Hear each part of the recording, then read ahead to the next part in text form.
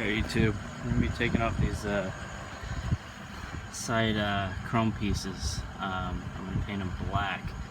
The best way to take them off that I found is you start from this end here with a flathead screwdriver. You pop it up, it's going to crack or sound like it's cracking. It's just going to pop off. And then what I did is I worked my way across the bottom. There's another one here, and another one over here, and there's one on top.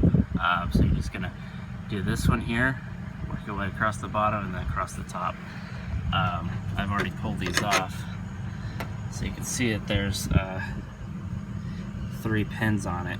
Like I said, one here, actually looks like 4. Yep. And you just work your way across the bottom, across the top. So what I'm going to be doing is, of course, popping these off, and then I'm going to be taping over this red part so that doesn't get painted, and then I'm going to sand this chrome and paint it black.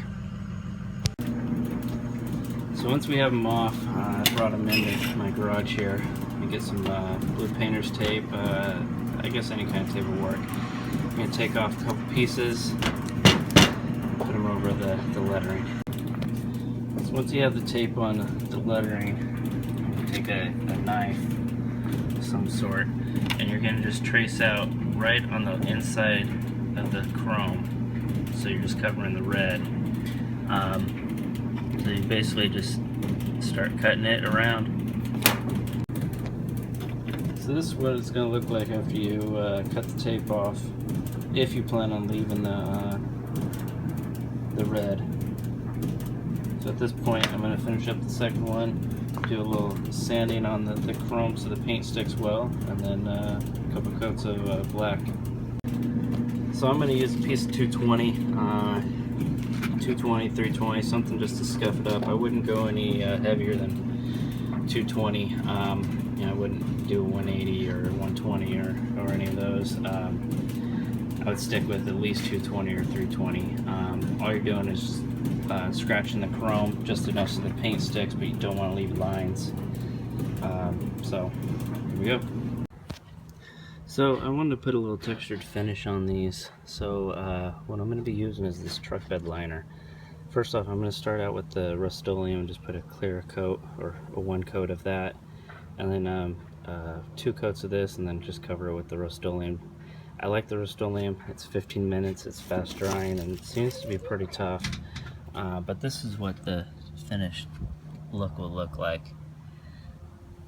So let's get started on putting a few coats on these things.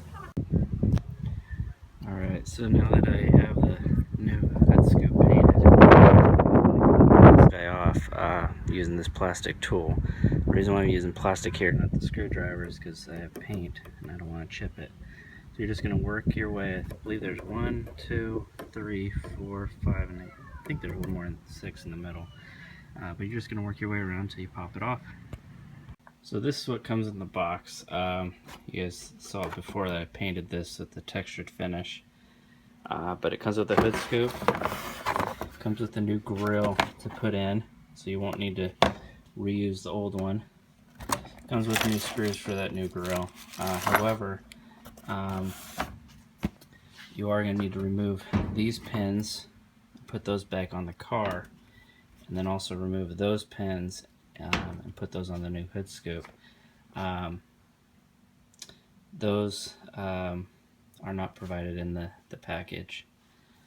So this is the part number, what I got off of Amazon.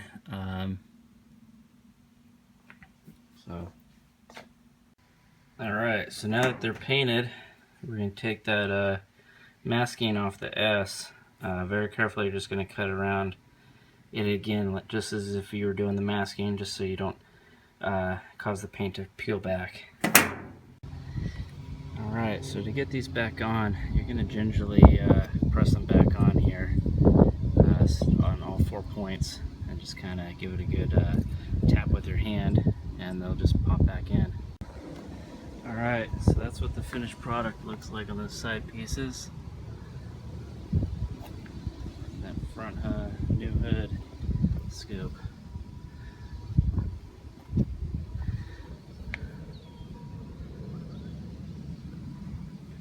Thanks again for watching, guys.